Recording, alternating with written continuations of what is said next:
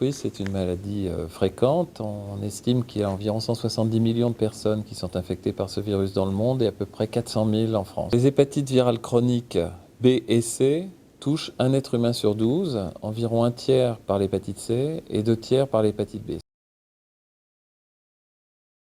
Le virus de l'hépatite C a été découvert il y a 20 ans, exactement en 1989, par une équipe américaine. C'est un virus qui est très bien adapté à la multiplication à bas bruit chez les malades et qui se transmet par le contact entre le sang d'un individu et le sang d'un autre individu. C'est une maladie qui va évoluer à bas bruit pendant des années et dont les complications n'apparaîtront qu'après plusieurs années de multiplication, de présence du virus et d'inflammation chronique au niveau du foie. L'hépatite C aujourd'hui tue à peu près 2500 personnes par an et cette mortalité est liée soit à l'insuffisance hépatique terminale, lorsque la cirrhose fait que le foie n'est absolument plus fonctionnel. L'autre part importante de la mortalité et qui est en croissance parce que la population d'hépatite C aujourd'hui est en train de vieillir, c'est le cancer du foie. Et on attend un pic de cancer du foie lié au virus de l'hépatite C pour les 10 à 15 ans qui viennent.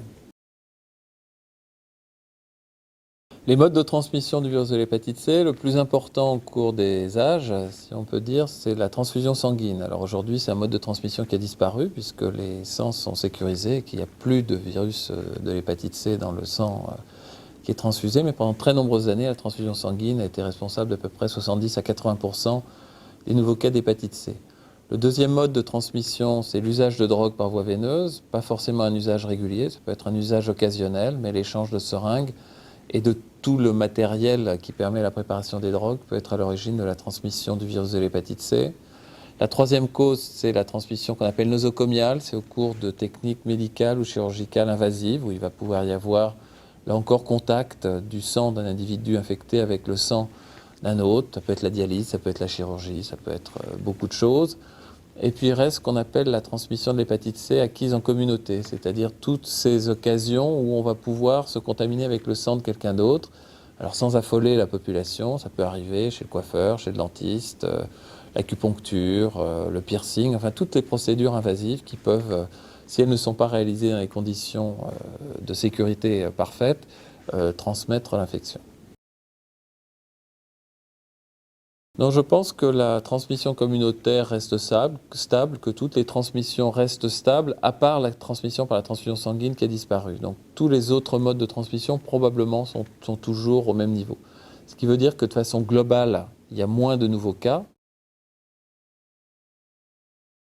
Les moyens de prévention sont directement liés au mode de transmission. Donc le premier moyen de prévention, ça a été de sécuriser complètement la transfusion sanguine en recherchant le virus d'abord de façon indirecte par les anticorps et maintenant de façon directe par le génome du virus qu'on peut mettre en évidence dans le sang. L'usage de matériel à usage unique dans tout ce qui est usage de drogue par voie veineuse. Alors les gens ont été très très bien sensibilisés grâce à l'épidémie de sida à l'usage d'aiguilles à usage unique. Mais on sait que pour l'hépatite C, qui est un virus qui se multiplie à des niveaux plus élevés, le risque de transmission se fait également par tout le matériel de préparation des drogues. La transmission nosocomiale, ça, ce sont les précautions d'hygiène élémentaires dans les hôpitaux qui doivent être appliquées, qui doivent être améliorées. Il existe encore des cas de transmission dans les hôpitaux, même en France, des accidents. Puis pour toutes les procédures invasives qui sont plutôt sociétales, le piercing, l'acupuncture, les choses comme ça, là aussi, usage unique, précautions maximales d'hygiène sont très très importantes.